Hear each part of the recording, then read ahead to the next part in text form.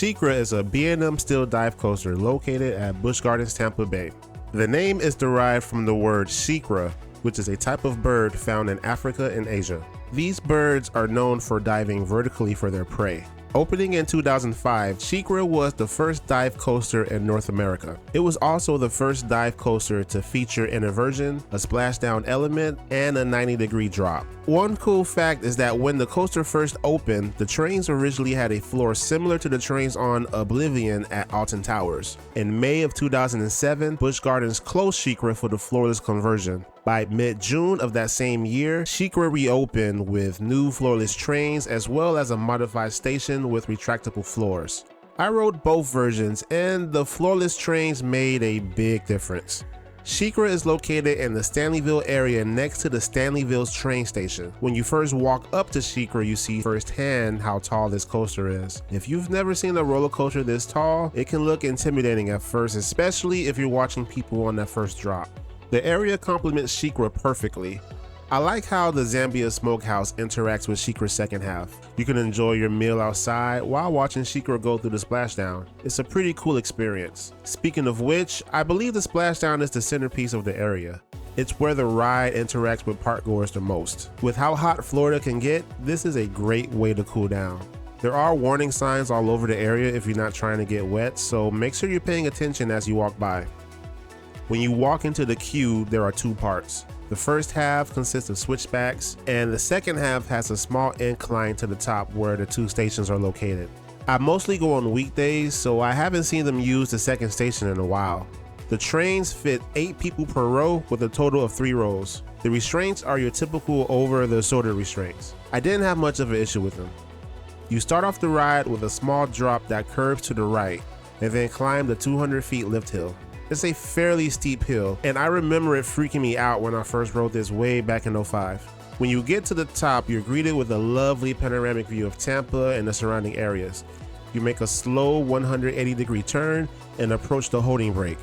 In the first row, you will be dangled over, which can be terrifying if this is your first time on a ride like this. The brake holds you for a couple of seconds before releasing and dropping the train.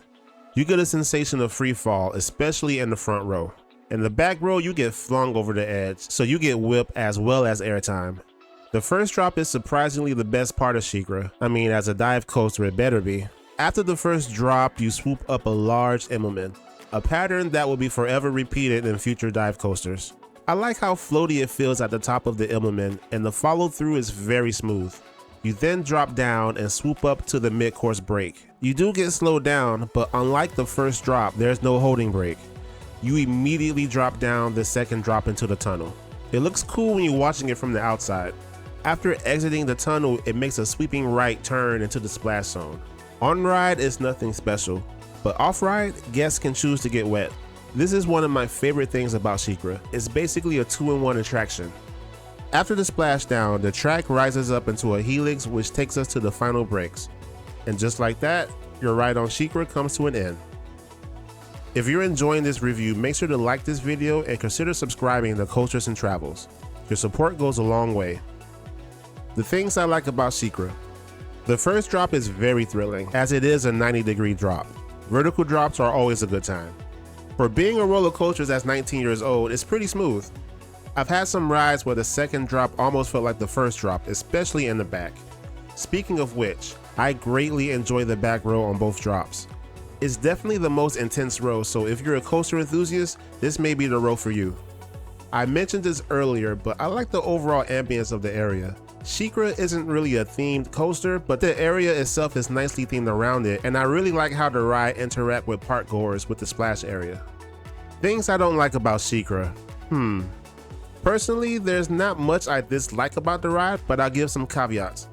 This is a dive coaster, so it's kind of a one-trick pony. That means it's a pretty short experience. If you're looking for more out of a roller coaster, Shikra may disappoint you. This ride is also full of moments. Holding brake, first drop, Immelman, second brakes, second drop, splashdown.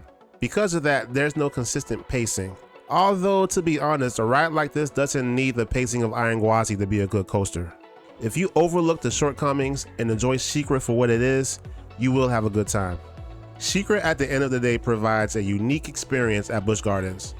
The elements do a good job at thrilling guests, the trains are comfortable and smooth, and the splashdown provides a nice visual as well as a good cool-off option. I give this coaster a final rating of 4 out of 5 stars. That's it for this review. Thank you for watching, and I'll see you next time.